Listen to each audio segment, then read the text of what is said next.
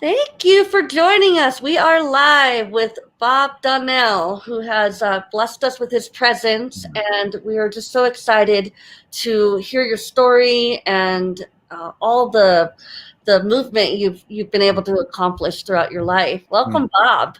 Thank you. I appreciate the opportunity. It's great to be with you. Yay! So we have a series of slides. So first off, thank you so much for providing us with your time and you've done a lot of mentorship, and so yeah, I would love to just let you have the floor space. Oh, absolutely. Well, thank you. I appreciate it. I'm definitely looking forward to this time. You can see some of my background and things like that there. The most important thing that I want to, share with you guys is that understanding what your next level is. I have a company called Everything Next Level, and everyone always says, Bob, what is the next level? And I say, well, for some it's a new car, some it's a new house, some of it's a new relationship, some it's a better, physique or health but then some others, I mean, some of my biggest clients are people that have nothing to do with wanting to acquire more. As a matter of fact, many of them are looking to liquidate. They're wanting to leave a legacy. And so maybe legacy is that next level for them. And so, I'm always, I'm always cautious about the term next level, because so many people think it's all about the money, or it's about the affluence or things that you've got. And I found so much that the next level really depends on what you're looking for, and at different stages of your life, and what you might think is next level today may be completely not tomorrow. And next level can actually be scaling up and can be scaling down simultaneously. So that's kind of one of the things I want to share with you guys today, is that, what is the next level for you? And that would be the question I would pose right now is, what's the next level for you? I mean, is it more money? Is it better health? Is it better finances, relationships? And then get really clear on that. And then we can begin to reverse engineer it, as Stephen Covey says, begin with the end in mind. So that's kind of the direction that I speak on, and have spoken around multiple countries. And that's really my focus in my life and my calling. Awesome. Thank you so much for sharing that. And we have a slide here, a little bit about your background. We'd love to hear more about that. Yeah, I grew up in Southern California. I was born in Oklahoma, but moved here when I was 2.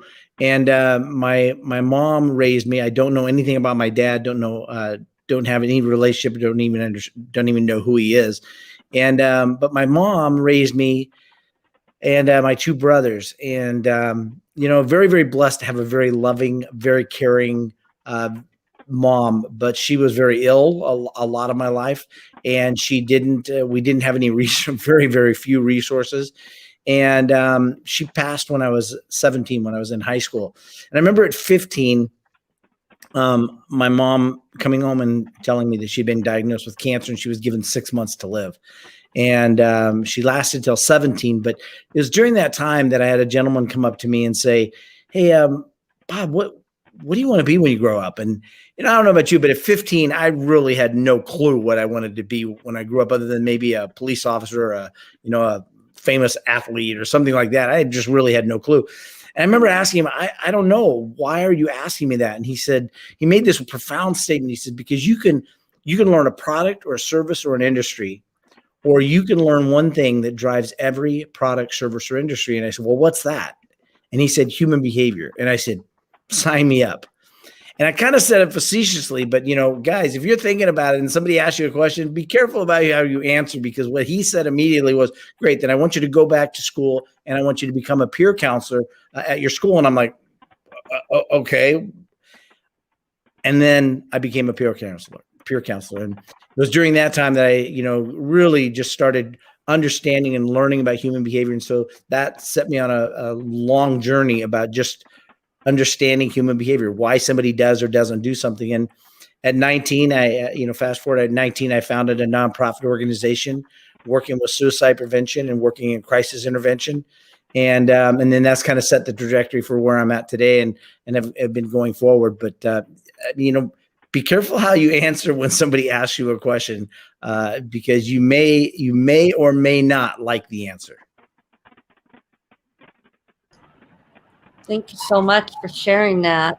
And then could we hear a little bit more about what it's been like to pave your own business success and to do it in a way that you're being mindful of your health and Mm, what entrepreneurship is all about?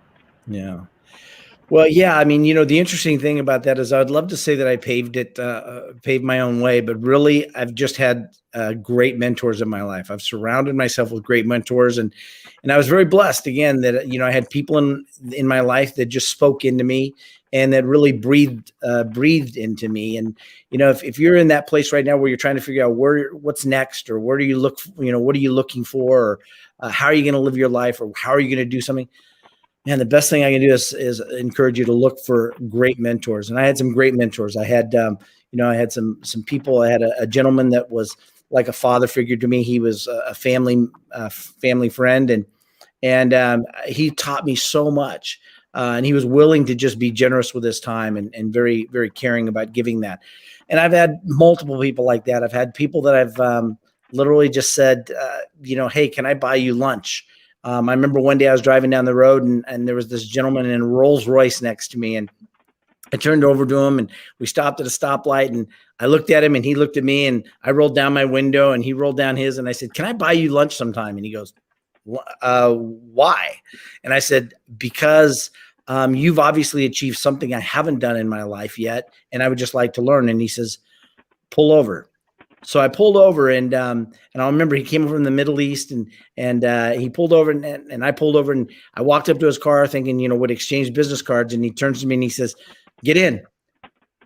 And I went, okay. And I got in his car, and we drove around, and he showed me apartment buildings that he'd come over from his country, one family member at a time, bringing them over.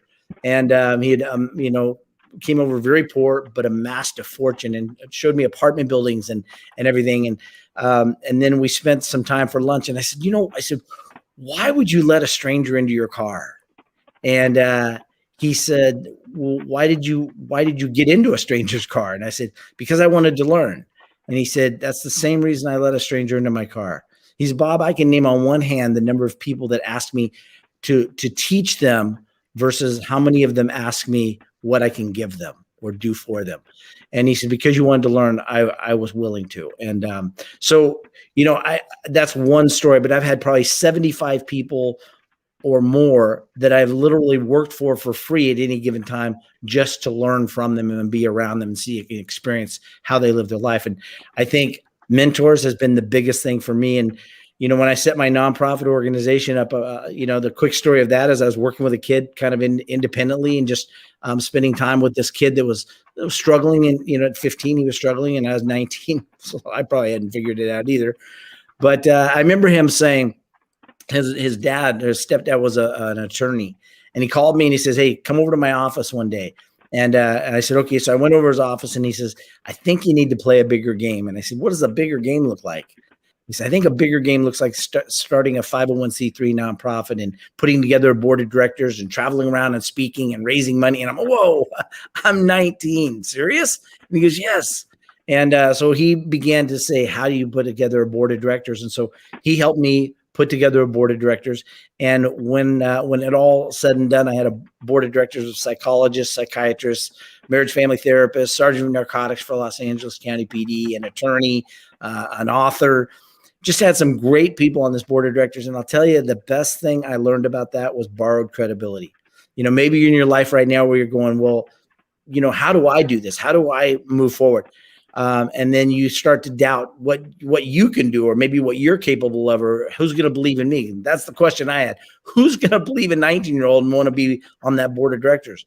And he said, Bob, if you have an attorney on your board of directors, other professionals will feel comfortable and feel protected, and they'll say yes. And that was my first lesson that I learned, was borrowed credibility from him was brilliant. And it was his credibility that they were saying yes to. It certainly wasn't a 19-year-old kid, but that was a great journey and a great experience. And it's done well for me for all these years.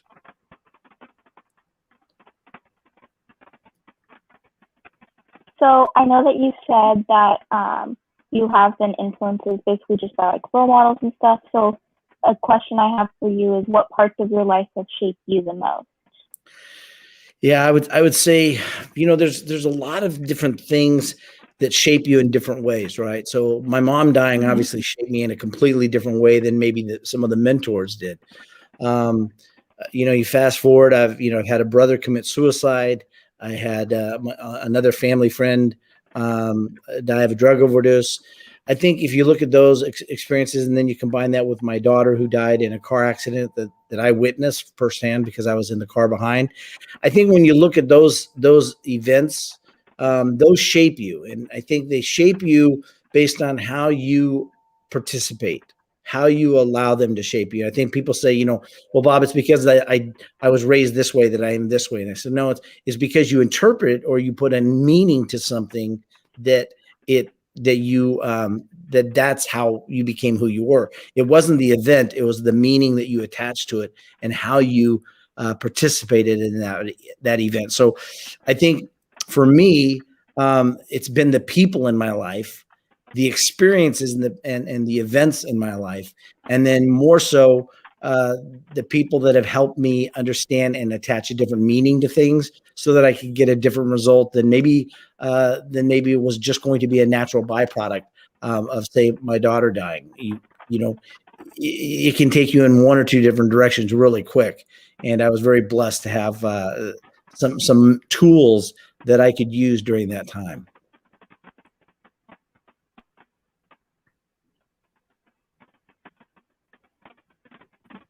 Thank you for that.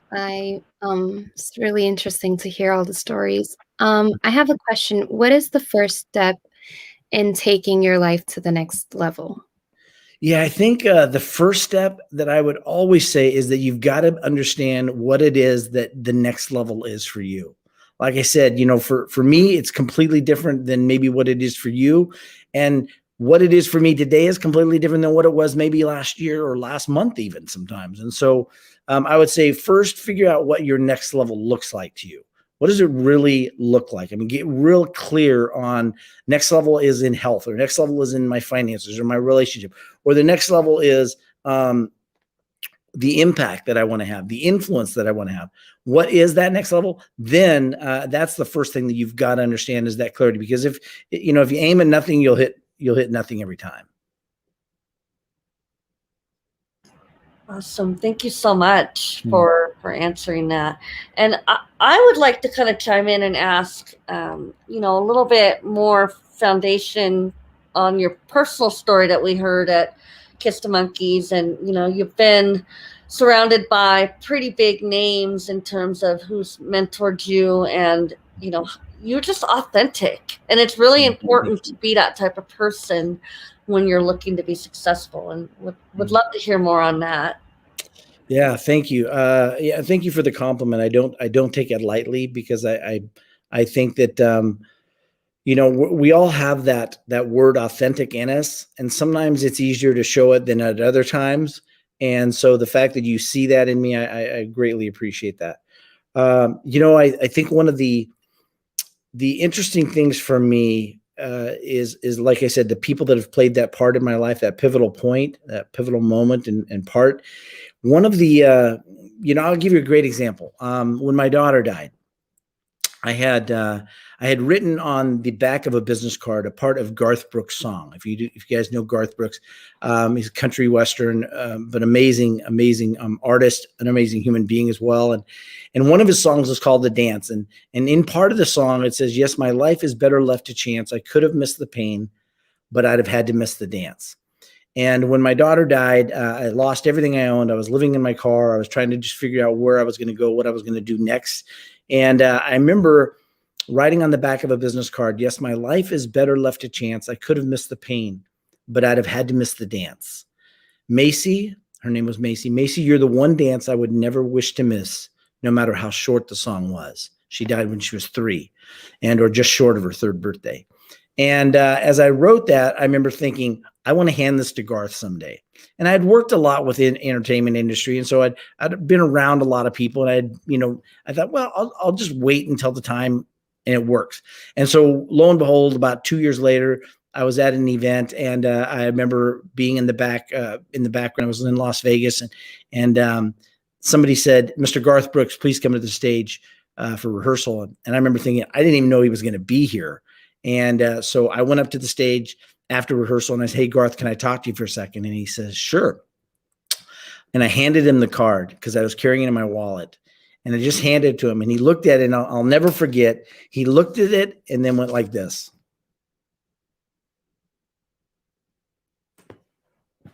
"We need to talk." And it was in that moment that we spent the next 45 minutes just talking about life. You know, we didn't talk about all the records. We didn't talk about me being a huge fan of his. We didn't talk about all the awards he won. We literally just talked about life. And I remember he asked great questions. And one of the courses I teach is Connectology, and it talks about the quality of your connection will always be determined by the quality of questions you ask. And as he began to ask questions, you know, he asked questions that were tough questions that most people would steer clear of. Most people would never ask the questions. I'll give you one of the examples that he did. He said, "Bob," he said, do you have any other kids?" And I said, "Yeah." And he said, "How old are they?" And I told him, and he says, "You know, Bob, do they ever ask about their sister?" Nobody'd ever asked me that. And to this day, nobody's ever asked me that. And I said, "Yeah." And he says, what do you say to them?" He goes, I'm a dad of 3 girls. He goes, "I can't even imagine. What do you say to them?" And so we had this conversation. I mean, I was crying, and I remember thinking, why am I crying? I've been around celebrities before. So I turned to Garth. I said, "Garth, you know, I got you to understand that, you know, this is not normal. I don't cry when I meet a celebrity." And he goes, "Bob, this has nothing to do with being celebrity. This is just 2 human beings having a great conversation about it." And we just had this amazing contribution. I've been with him a couple times since then. And every time the authenticity, if you want to hear about authentic, that's the epitome of authenticity. He is that in spades. And but I remember, you know, just that connection, that interaction. You know, other people have influenced my life, like, you know, oh man, so many great people. I mean, there's Linda Thompson, who I've only, you know, spent a little bit of time with, but she really influenced me in the sense of how she handles herself. If you don't know her, you know, look her up. She's amazing. She's just got a great presence about her, and her ability to connect with people and to love people.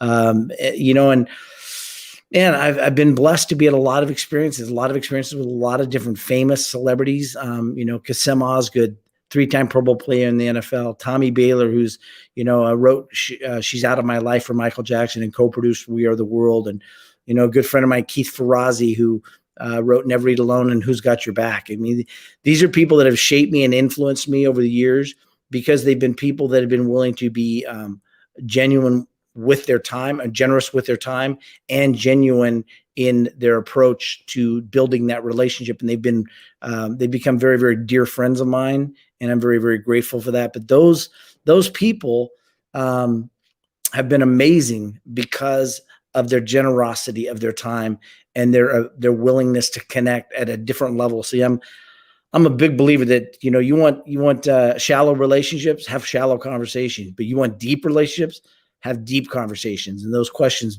those conversations begin with great questions. That's amazing to hear, Bob. Thank you so much. It's really inspiring. Thank you so much for your time here. Yeah, it's about your genuinity and, like, you know, like being with people. So like you actually like see the actual potentials of people, and you don't want them to waste that. And that's why like you are in this world, you know, like lifting people, and that's really inspiring, Bob. Actually, you are doing a divine work, because entrepreneurs, they carry the world, but for them the world doesn't exist. They create jobs, they create life for people, and actually you create life for the entrepreneurs is something like, you know, like beyond what I can actually comprehend. Thank you so much for being such an inspiration for all of us. Thank you. Yeah, thank you so much, Bob. And actually, like I would just like to ask, like we keep hearing this, that your net worth is going to be the average 5 to 10 people you hang out with, and that's what you had been sharing with all these while. I mean, you had been with your mentors, and like you are mentoring people, and like we are hearing about like like one person with 5 other people or something that defines your net worth. And fast track is about Bob with 5 people and it's actually the reverse. So it's like like it says something about your energy level, like that you are able to handle 5 big people, 5 entrepreneurs. Like I can believe like who will be with you, who will be those 5 people with you. So I'm really like like amazed, and I can feel your energy, like like that's why you're able to carry so many people. And I'm reading histories of people that like whose net worth has been lifted by you and because of fast track. And so can you share with us about the fast track course? I'm really interested in knowing about that. Thank you so much, Bob. Absolutely. Thank you. Yeah. The fast track is really, for me, is really the ability to put one step in front of the other, one foot in front of the other. When I think the misnomer about fast track is that it's fast, and it's not. There's a lot of times when it's built up over time, built up over experiences and over years, and then over those relationships. I think one of the things about the fast track is, for me, it's about who have I put myself in front of, who have I surrounded myself with. And I think, I started a program 12 years ago called or 11 years ago called Next Level by Association. How do you get to your next level? By associating with the right people, right? And so the fast track is putting yourself in front of the right people, associating with the right people. It's the power of association is one of the pillars that I teach. And in that process of putting yourself in an association with those people, it's an amazing opportunity that we have when we put ourselves with the right people, and then we are willing to shut up and listen. And I think there's a big thing. We can be in the right room, we can be with the right people, but if we're not behaving the right way, we're going to miss the opportunities that are there. And so that next level by association is really this simple piece that says the power of association is powerful. The real question is, when you have those people, what are you doing with them? And I think, how have they gotten there? There's people that are in our lives that are influencing us. Maybe their parents, maybe their siblings, maybe they're friends of the family, things like that. And then there's those people that we intentionally put there. And so Next Level by Association has been called a lot of times that it's an intentional peer group. And so what we've done is said, who are the characteristics and behaviors of the people that we want in our life, and then intentionally surrounding ourselves with those people. For example, if I want to get healthy and I want to eat healthy, right, then I'm going to surround myself with some of you that understand about healthy eating and healthy diets. And then I can start learning from, and then I can start, one of my friends was the chief nutritionist for Mercola. And when I go out to lunch with him, I know we're not going to McDonald's. I know we're not going to McDonald's. So I know that if I surround myself with the right people, when I go with him, I know I'm going to eat better. I know with him that I'm going to definitely eat better than I normally would. And so having those people in your life that are willing to stand in and fill that gap for us has been the biggest thing for reaching your next level, and for having, it's that power of association. And then that next piece is, what's the fast track to that?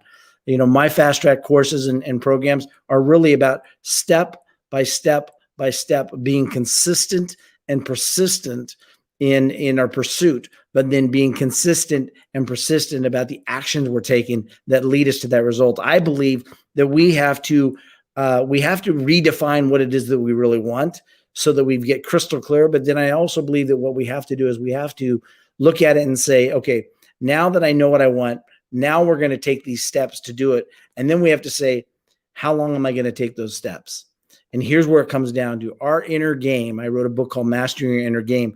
Our inner game must be strong enough to support the actions required for the result desired, or it will never happen. So we have to align our behaviors with the desired results. And that's going to be the forte, the killer, and the kicker of it is, how long are we willing to do it? And it has to be until blank. And so I think those are the fast track. When I talk about the fast track, it's labeled poorly, probably from the standpoint that it's not fast. It's a process, and we have to be willing to do the process. There are no shortcuts. We just have to be willing to do it. Yeah, sure. Thank you so very much. And like with the kind of social media we have, all of us know that we have to have gratitude. We have to have we have to be doing. All these exist in the knowledge level. But like seeing you people who are very legendary, I'm able to understand like you are really doing that. So like it's whatever like you are talking, it's never about yourself. It's not a me approach. You always like talk about mentors. You talk about like like your mentees, and like that's what like I think like it's carrying you beyond. You have gone beyond the bandwidth of me, myself, and my world, and that's why like like I think like you have just gone beyond and able to help people. Thank you so very much for being such an inspiration, Bob. Oh, thank you. Thank you so much. I have a question for you with your professional experience with behavioral health. What would you say is some of the key factors and decision making when it comes to the reasons that people do or do not do things? It's going to come down to a belief level about what that represents to them. In my opinion, and what I found over the years has been that, people will do a lot of things if they have the right belief about that thing, or they understand what the payoff or the detriment, what the deterrent will be. So I think there's a lot of people that do things because they don't want to lose. And then I think there's a lot of people that do things because they want to win. And I think when we look at some of the behaviors that we need to realign within ourselves, we have to look and say, am I doing this because I don't want to lose something? Or am I doing this because I want to avoid pain? Or as Tony says, Tony Robbins talks about, or am I doing this in pursuit of pleasure? And when we get really clear on that, then we can start moving the needle a little bit to helping us get what we want. But I think the biggest thing is people have associated a lot of meanings. Dr. Viktor Frankl, who wrote The Man's Search for Meaning. Man's Search for Meaning is just such a powerful book. If you've never read it, check it out. There's even a documentary done by his grandson, who's a good friend of mine, and about his grandfather. It's just amazing to hear him do that. It's called Victor and I believe, Victor and I. But, when you look at that, what meaning have people attached to something? I was working with a young lady one day. She just stopped me in a coffee shop, and she said, "Hey, I heard you talking about this kind of stuff. What can I do to stop smoking?" And I'll give you the quick, simple version.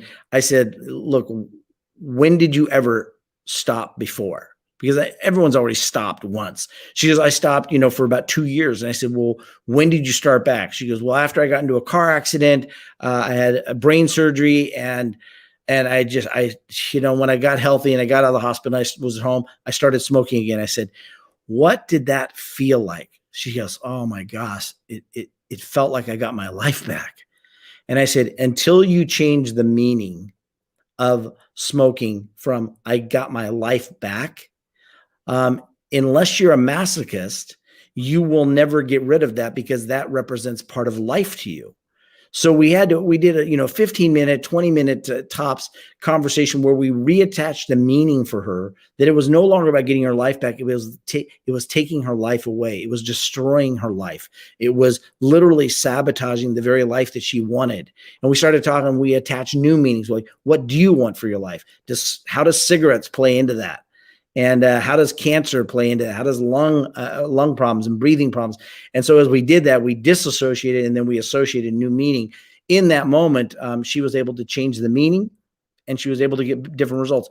Dr. Viktor Frankl talks about meaning because he was in 3 concentration camps, and he saw how people survived the concentration camps. And those that had meaning, that went beyond the concentration camp and started looking towards the future, those had a better odds of survival. And and then you talk about the Bible, and the Bible talks about, without a vision, people perish. So having that vision and then attaching it to our actions, so that our actions are compelled and brought forward by something more meaningful than just the event that you're in right now.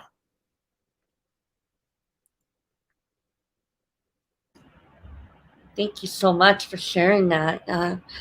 Wow, very insightful. Anya, did you have a question for Bob? Love? Yes. So I just wanted to thank you for sharing all these awesome insights. We have been talking a little bit about authenticity. So I was wondering what your top tips for building more authentic connections are, and how have these connections, if they have been impacted by the pandemic? Yeah, great question. I think, one of the biggest things that I can say about, well, let's address the pandemic. Have they been affected? Yes. Some ways for the better, and some ways for the worse. I think when we look at the pandemic, we look at, not being able to connect with people, not really being able to be in the same room, hug, those kind of things. Those are part of connection that are really, really huge. And at the same time, there are abilities that we have today that we didn't have, or that we weren't aware of, and maybe didn't take advantage of before the pandemic. So yes, it's been affected. I think some people have used it for their betterment, and some have used it for their detriment. Let's talk about the things that I believe are really important for connection and being authentic. I go back and reflect on Garth Brooks and his ability to be absolutely present. I mean, you got to remember, this was I think we're in the Mandalay Bay, and there was a ton of things going on. This is an award show that was going to be happening later that day, that evening. And there was tons of people around, boom mics and lighting and people talking and everything else. And yet his ability to stay 100% present made me feel like I was the only person in the entire world. And to Garth at that moment, that's what he wanted me to feel. And I think that a lot of times, so being present, but here's the kicker. It's not just being present with other people. It's being present with yourself. It's being still. It's being quiet. It's being present with yourself to the point where you almost can become uncomfortable. And, maybe it's one of those times when you want to start just talking, and maybe you start feeling like, why do I feel the need to talk right now? Maybe it's just about being present and being quiet with myself. And then when we start being quiet and we start really being present with ourselves and with others, then what we can do is that we can start asking better questions. When we meet somebody at a party or an event, what's the first question that's asked? Bob, what do you do? Bob, what do you do? What do you do? And I just say, one of the things I do is teach people to not ask, what do you do, as an opening line of question. Not ask, what do you do, as an opening line of question, because what do you do is really irrelevant. Because I really care more about who you are than what you do, because who you are will determine the quality of anything and everything that you do. So it's about asking better questions, asking the questions that really give you the result that you want. I have criteria in my life, personally and professionally, that matches these 6 criteria. And these are non-negotiable criteria. So if you're going to be in my life on a more than superficial level, it's going to be important for us to have these 6 criteria down pat. And I don't tell what they are, but one of them might be open-minded.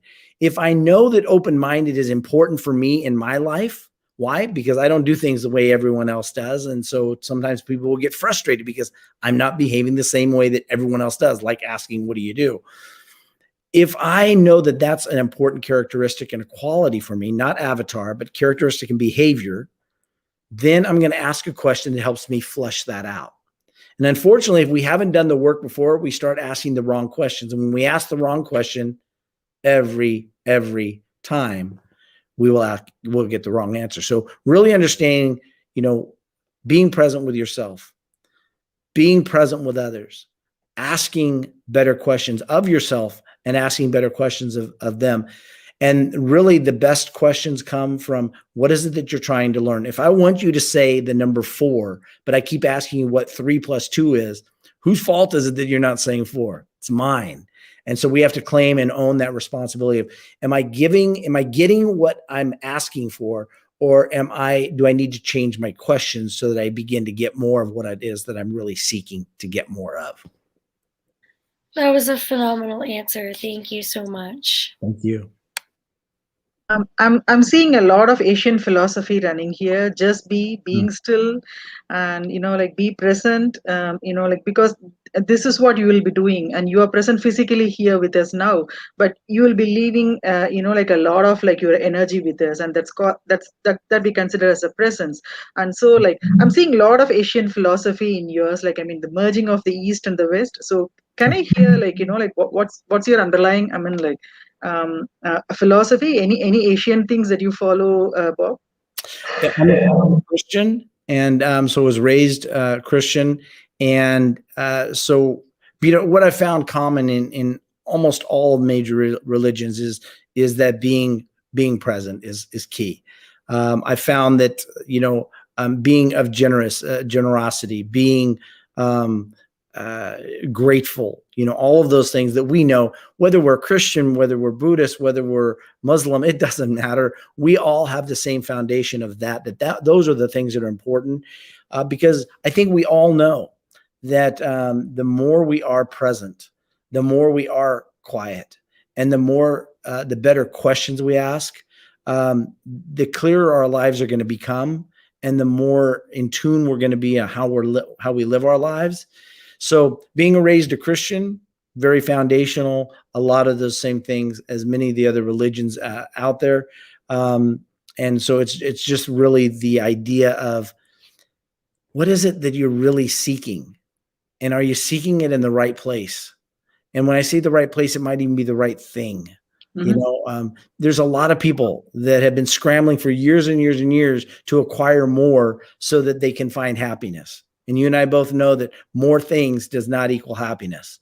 And that's universally taught and yet universally misapplied.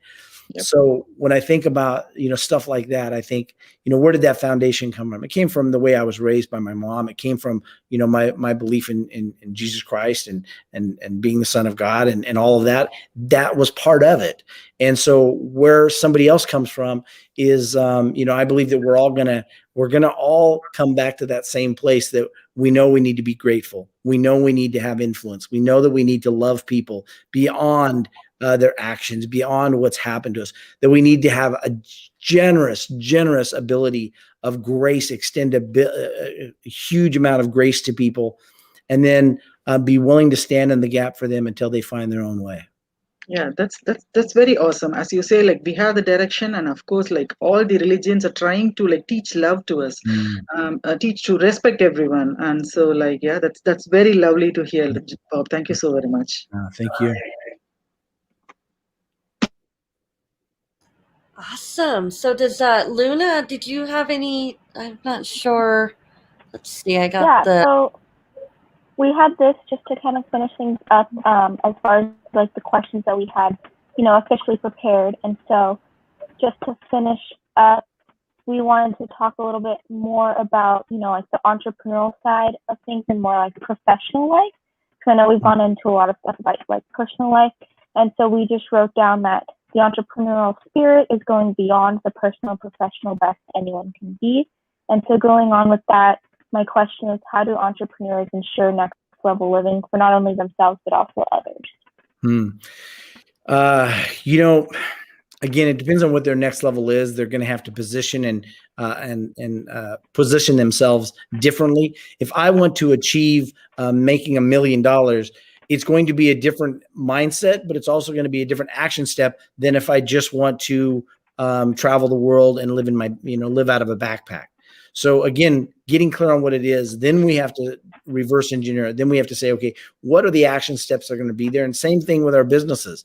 When we look at our businesses, what is it that we're expecting our businesses to surprise or to provide for us? One of the next level pillars, I teach these next level pillars everywhere I go. I've been so blessed to be able to do this with military, with people in suicide prevention, with executives across the country. And one of the next level pillars is unfulfilled expectations leads to anger, bitterness, resentment, frustration, and overwhelm. And when we really analyze why we get frustrated or why we're upset or why we're overwhelmed, here's the bottom line. It's always going to be boiled down to what did we expect to happen that never did happen? What did we expect to happen that didn't happen? When you're frustrated or you're overwhelmed or you're angry about something, All you have to do is say, what is it that I was expecting to happen that didn't happen? And in business, it's the same thing. Getting really clear on what it is that we expect our business to generate for us. If we expect our business to generate health and happiness and all that for us, we're going to be miserable. But if we expect it to generate an income for us so that we can live a different life, or so that we can buy that new car, or that we can go on world travel trips and things like that, that's a healthier expectation of what we can expect our business to do. Our business is not going to make us happy except for the fact that we begin to live the life that we were intended to live, or that we know that we were called to live. In July 1979, I was 15 years old. And I remember just as clear as day that I knew that I had a calling on my life.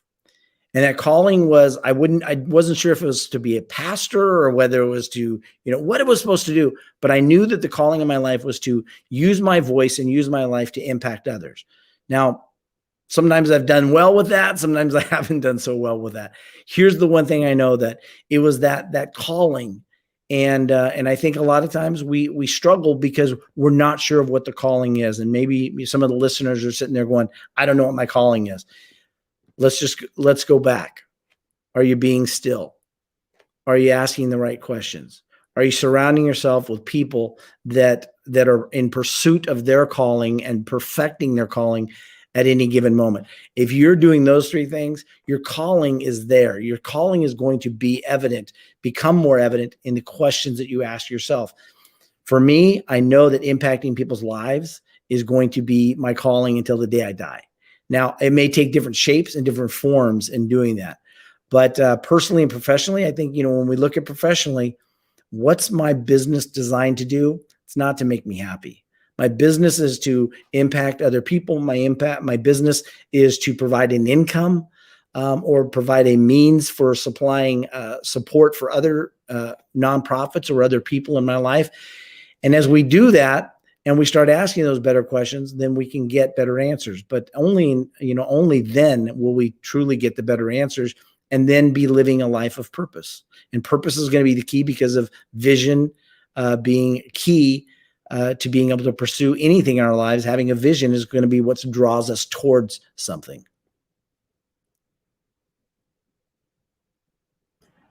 Amazing. Thank you so much for sharing that. And Luna, great question. So I have, let's see, Sirinda, have you had a chance to ask anything, love? Not yet, but I do have a question. Okay.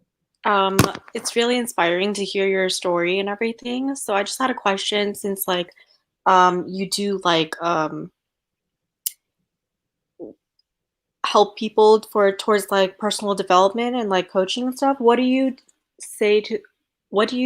advice do you offer to those people that don't have a clear guideline of what they want in life? Again, I would go to be still. Just tune out the noise for a little bit and just try and ask yourself better questions. What is it right now that would make my heart sing? What is it right now that would mean the absolute most to me? Maybe a question like, what is it that I could do right now in this moment that would have the greatest impact on my personal life, or on my family, or on my relationships outside of my family? What is it that I could do right now? And again, we have to be still. We have to be quiet enough to ask that question, and then stop long enough for the answers to come. And sometimes those answers are going to come in the form of some of the mentors that show up in our lives. Some of the answers are going to come in, something that we hear, and all of a sudden it just lands on us. Have you ever read a book and then gone back and read the book later, and all of a sudden you realize there are things in that book that you didn't even know were there before? Why is that? Because at any given moment of our life, we receive different things differently. And so, I would say, don't be afraid to look outside, but you've got to be still inside to find it. And, one of the things I do is I draw up on a big whiteboard. I'll say, out of everything that this whiteboard represents, everything about a certain subject matter, say about health, everything. This whiteboard represents everything there is about health. How much of it do you think you know? And no matter whether it's sales or health or finances or relationship, it doesn't matter. Everyone always answers the same way. I probably know a speck, a little dot in that big whiteboard. And I say, then why do you keep going back to the dot when you have a question?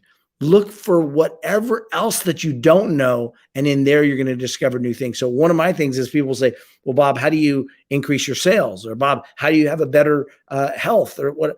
I'll instead of going back to what I already know, I say, what do I not know about having a better health? What do I not know about having better relationships? What do I not know about getting still and getting clarity in my life? And then I go, that's what I want to find out right now. What do I don't know? I don't want to keep going back to that which I already know, because that is always just going to give me a limited perspective. And that's something I already know. Wow. I would just love to hear that. Wow. It's really amazing. I mean, like, you have been connecting the dots, and you are just like leading us in a very different way, because we have to go the other way. When something is not working, we have to go the other way. So like, it's really inspiring. Thank you so very much. Oh, thank you. Yeah. And including the profit, my spiritual mentor always says, if you run a business, okay, what do you want? Somebody says health, somebody says happiness. He says, when you don't have a profit, don't run a business. So you are just messing up your life and also others' life. And he would say, like, when you are just putting an Excel sheet for your achievements in your business, he would say, like, add your profit to the Excel sheet. So that's also included in it. Unless you have a profit, don't ever run the business. So like, I'm just like, like getting recreated today. It's really amazing. Thank you so very much, Bob. Absolutely. And it brings something up. One of the things that when I'm coaching businesses or entrepreneurs, I always say, be clear on, this part of your business, is it contribution, or is this part your income generating? And so I think it's okay to have both, but be very clear. I mean, there's times when I've given away coaching. Well, clearly that wasn't about profit then. That was about contribution. But my business is set up to earn revenue so that I can do that. I travel around the country a lot, going and speaking to military, going and speaking to our law enforcement, going out and supporting, going to crisis spots. I'm called into situations like the Vegas shooting. I went there the day after, or a couple of days after the shooting, and was there and met with many of the police officers, and met with the mayor, and met with different people, and the Saga shooting. And so a lot of those things, that's contribution. I'm not there to earn income. I'm not there to generate revenue. I do that. But the reason I'm able to do that is because I have a business that supports those efforts. And I think, unfortunately, a lot of times we live our lives all on mission or all on contribution, and we forget the important thing, like you were talking about. We have to have a business, a generation, income generating, so that we can do the things that we want. And so sometimes I'll put it out there and say, look, I'm about to go on this, this endeavor to go support some law enforcement in Texas, say. Well, I might need to raise some money. So I might take some of my funds from my business, but again, because I have a business, I can do that. Or I may say, who would like to contribute to this? And now I allow others to be a part of that contribution so that they can support those efforts. And I think that's really an important thing for us to realize, is that there's contribution and there's income generating. Don't get the two confused, and then be willing to do what it takes for both of those. Exactly. Thank you so very much, Bob. Yeah, we shouldn't be money minded, but money is energy. Money is everything also. Absolutely. Yep. Thank you. Thank you so much. Well, this has been just an amazing, insightful conversation, Bob, as we always feel when we're hearing from you. And Al Harris has been commenting on the Facebook about how he was interviewed by you at one of your last events. And it is very inspiring, and it's hard, like being an entrepreneur, running a business, and then attending to the philanthropy side of all of it. So you do a good job at doing all of that. And thank you for sharing that piece. Thank you. I appreciate that. Yay. So we've taken about an hour of your time almost here. And does anybody have any closing remarks or questions or anything before we let Bob go? I have a question. Sure. This is more so on the personal side. Life and death is a part of life, and everybody experiences it. Sometimes it leads to crisis, sometimes it doesn't. With losing so many important people in your life, I wanted to know what were the key components of healing for you, because I know it's very easy for people to stay in their grieving mode, and sometimes it's hard to break out of it. Wow. Well said, Sierra. Thank you for that question. I think there's a couple of things. One is, I think the ability to reframe a situation. Reframing doesn't change the event. Reframe changes about how you're going to work through that event. So, for example, when my daughter died, she died in a car accident. I was following them, so I saw it unfold. And when I was living in my car, I remember just thinking, what am I going to do from here? How am I going to do? And I remember thinking, okay, I need to reframe this event. And like I said, reframing doesn't change anything that happened. What it changes, how you're going to deal with what happened.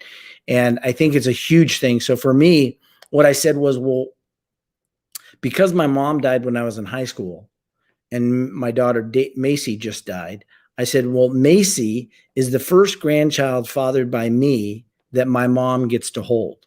Let me say that again. Macy is the first grandchild fathered by me that my mom actually gets to hold. So here's what I did was I said, wow, that's a powerful statement when you think about it. Then I said, okay, how do I anchor this? How do I make sure that this has legs to stand on? Because there's going to be times when I'm grieving. There's going to be times when I'm completely overwhelmed and then I'm frustrated and I feel like giving up maybe. How am I going to create legs that will sustain those times? So what I did was I said, okay, so here's the image I created. My mom sitting in a chair in heaven, and my daughter walking through the gates of heaven, and my mom looking at my daughter and saying, Macy, come up here and sit on grandma's lap, because I've got some stories you need to hear about your daddy. Now think about that. Just let that sink in for a second. That emotional currency is there. So then I said, how do I make sure that sits and that stays? So I said, what are the stories that my mom would tell her? So I created 3 of the stories that I knew my mom would tell her. So I said, okay, every time that I start to feel overwhelmed or start to feel distressed or start to feel sad, I'm going to say, okay, let's walk through heaven. Here's Macy. Here's my mom. My mom says, come up here and sit on my lap. And then tells those stories. And I would literally tell the stories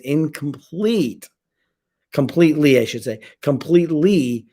until my emotional state changed. Look, there's a lot of people talk about affirmations. There's a lot of, until your state changes, nothing else is going to change. So we have to do it long enough and hard enough with emotional currency for it to have an effect on our state. So that was powerful for me. And I'll wrap this up with this other thing. I believe that it's important when you have a grief process, whether it be a loss of a job, whether it be a loss of an animal, whether it be a loss of a family member or relationship, that we have to do a couple of things. Here's what I did. One, I said, I'm allowing myself to feel sad, allowing myself to feel frustrated, overwhelmed. I'm allowing myself to feel that for a period of time. What's the period of time? Depending on how I needed to feel right then. So I might say, I'm going to let myself feel this way. I'm going to let myself miss my daughter for an hour, 1 hour. And then at that end of the hour or 20 minutes or, whatever it is, at the end of that hour, I'm going to stop and I'm going to go do something for someone else. One, I'm going to allow myself to feel what I felt. I'm not going to ignore it or hide it under, a rug. The second thing I'm going to do is I'm going to set a time limit. And then on the time limit, I'm going to say at the end of the time limit, I'm going to go do something for someone else. And here's why that's so important. Because no matter how frustrated we are, no matter how sad we are, setting that time limit and then breaking from where we're at to where we want to be, and then going and doing something for somebody else, we literally take our eyes off of ourselves and we put them on someone else. And it's in that moment that we begin to start to heal. And that healing comes through the repetition. Tony Robbins talks about the repetition as mother of skill. I believe that we've got to get consistent and persistent about rinse and repeating that process of building those muscles so that we can get to that point where we do heal. Now, the reframing and the 3-step process, does that change the fact that my daughter died? No. Does it change the fact that my brother died of suicide or my mom? No. What it does change is say, what can I do with that now? And I believe, and I'll close with this, I believe that everything you and I have been through, personally and professionally, everything has been the price we have paid to be who we are today. They've been the price that we've paid to be who we are today. And unfortunately, there's a lot of people that have gone out, they've paid the price for their house or for their car or whatever else, and they keep making this payment on something that they've already paid for. When I experience something like that, I go, price paid.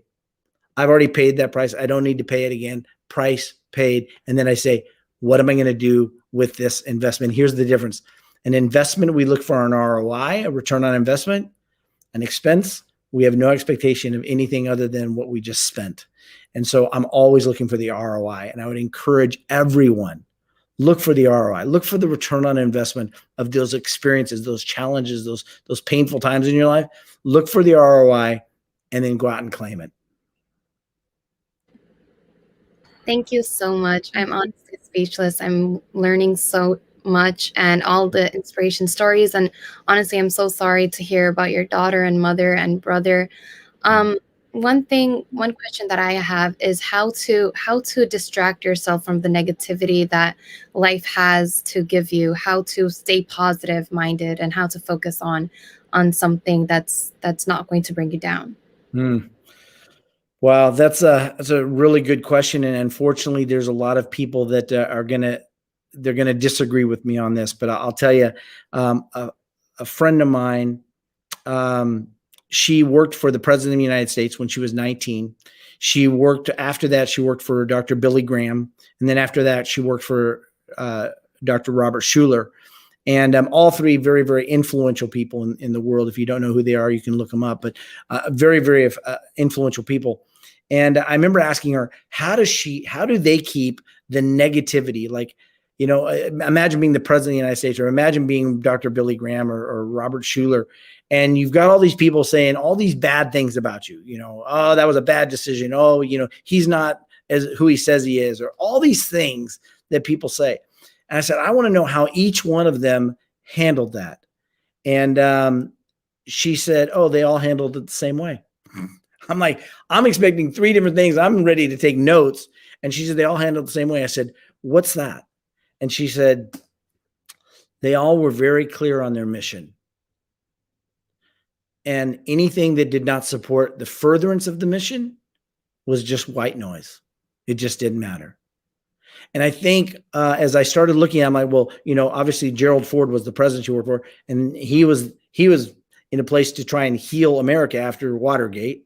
Then you've got Billy Graham about saving souls, and then you've got Robert Schuller, who was about inspiring and inspiration for mankind. And you look and say, if what they were hearing from the media, or what they were hearing from people in their lives, if it didn't support any one of those missions, it just didn't get considered as valuable. It didn't get considered worth their time and energy.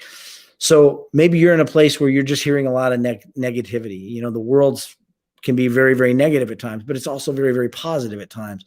But when you're hearing the negativity, it tends to overshadow some of the positive things that we know are going on. We know that people's lives, there's so many people that are becoming even better human beings in tragedy, and even better human beings in their trials. So if we get clear on what's the mission,